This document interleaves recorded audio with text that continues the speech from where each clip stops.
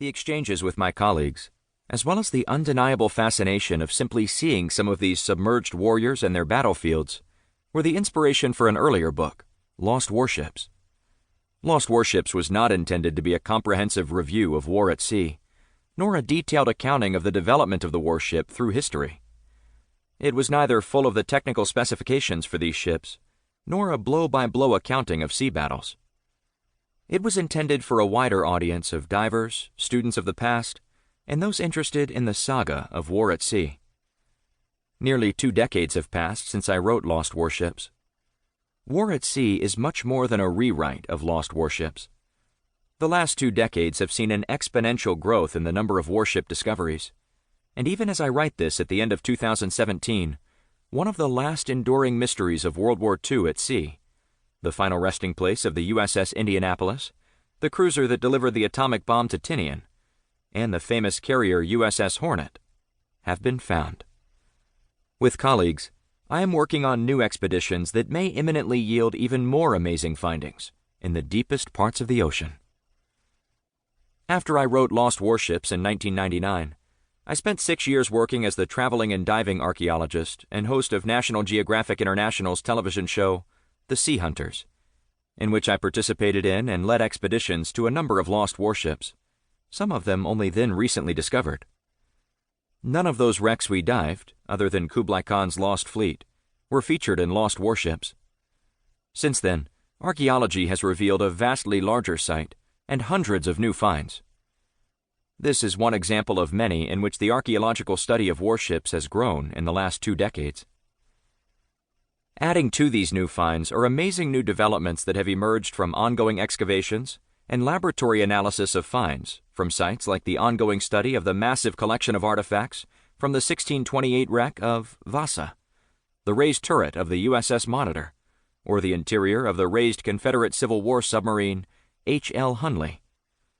War at Sea retains some of Lost Warships, but it is a substantially different, new book.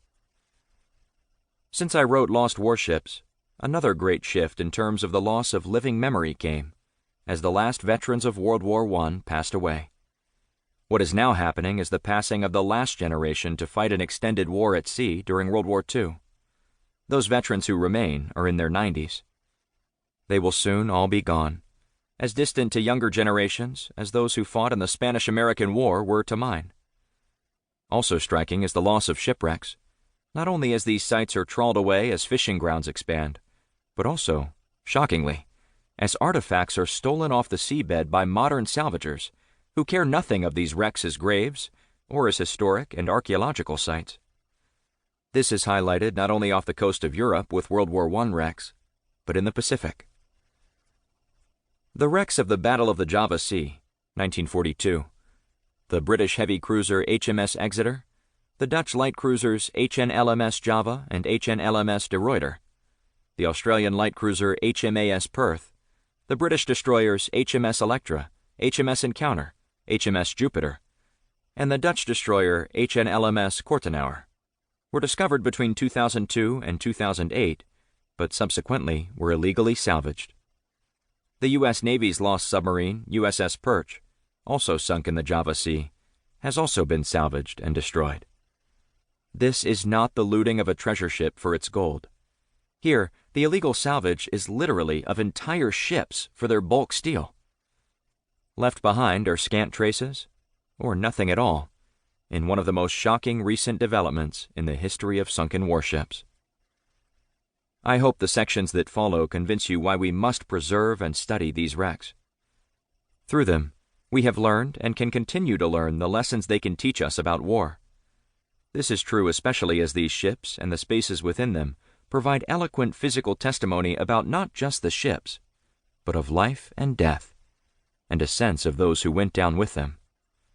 Through the archaeology of lost warships, the dead can indeed tell tales.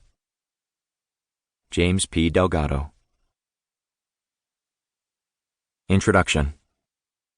Earth's Greatest Battlefield. From space, the view of Earth leaves no doubt that this is a water planet. Water dwarfs the land masses, large as they seem to a landlubber's perspective. One great... To keep listening to this audiobook, I've left you a link in the description so you can do it, at no cost thanks to Audible's 30-day free trial.